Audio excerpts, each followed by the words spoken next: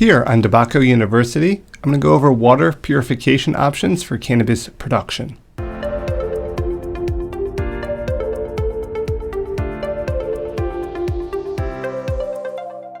When growing cannabis, due to tight standards and often regulations, we want to make sure everything is clean and consistent as possible. So water purification is an important part of this process. So what are some of the options when it comes to purifying your water?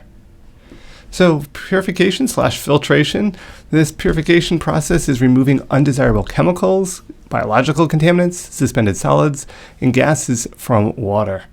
There is a variety of methods that can be used, which is dependent on the initial water conditions and what the target substance is to be removed. So choosing your options first determines what do you potentially want to look at targeting when you're looking at removing. So water volume versus water quality.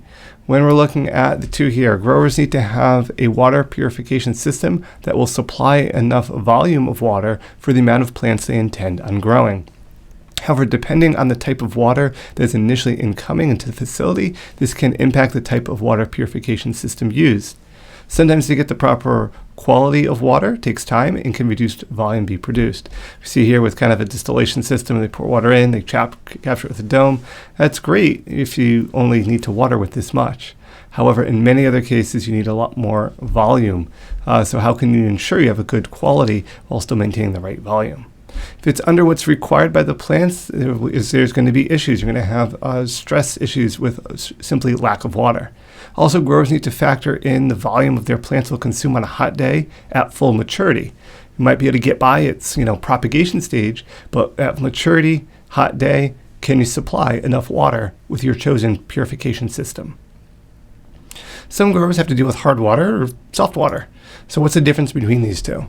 Well, for hard water, this has high content of dissolved minerals, so it's hard, which make it primarily high in calcium and magnesium content. It's measured in milligrams of calcium salts per liter of water, typically. And as we can see here, 200 to 400 is in the range of hard water, while 400 to 450 is considered to be very hard water. Typical tap water is in that 170 to 190 milligrams per liter. And while this is not dangerous to humans, consuming this type of water can potentially be harmful to cannabis, and especially for mixing it with other nutrients. Soft water contains little minerals to none at all. Under 150 is considered very soft. 150 to 200 is just simply soft water. Rainwater, purified, ionized, and distilled water are examples of soft water. With rainwater, once it collects soil particles and minerals, the hardness scale can go up, so be mindful of where you're collecting potentially that rainwater. If you want a general comparison between hard and soft water, a little definition, formation, ions, and effects are presented here if you want more details. Now getting into some specifics. So there is reverse osmosis, and this is essentially produces pure water with an electroconductivity of 0 in 0 parts per million. It is a very pure system. However, the disadvantage of this system, while you think it could be wrong with it producing 0 EC or 0 parts per million, it's a very slow process. It also generates wastewater that's not harmful. It's just not used. It needs to be disposed of or have a drain associated with that. Also, in this system, the membranes need to be replaced to prevent microcontamination of the water over time. Tap water. Tap water is easy, comes directly out of the tap. Typically also called city water. The disadvantage of tap water is it can have potential contaminants in it, may restrict what nutrients growers can add. So we talk about contaminants, we're not talking about necessarily anything that's harmful, just potential for like chlorine or other minerals that may make it more limiting on the amount of nutrients a grower can add to that water. Then we have a carbon filtration system. The advantage is to remove chlorine, volatile organic compounds called VOCs, taste, and odor. Can also remove sediment, but this will reduce the filter's useful life expectancy, so to speak. The disadvantage is it does not remove minerals, salts, or dissolved organic substances. So again, that comes back to what are you trying to remove from your water? Is this a good fit for what you have as a quote contaminant in your water?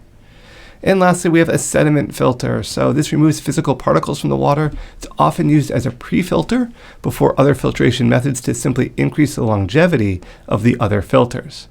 The downfall to a sediment filter is it only removes particles and not chemicals or contaminants.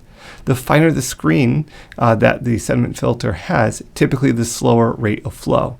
So that might be important when you're doing calculations to make sure you can supply your plants with enough flow while also delivering the right quality of water. If you need any more information on these types of filtration, search DeBacco University here to learn more about each.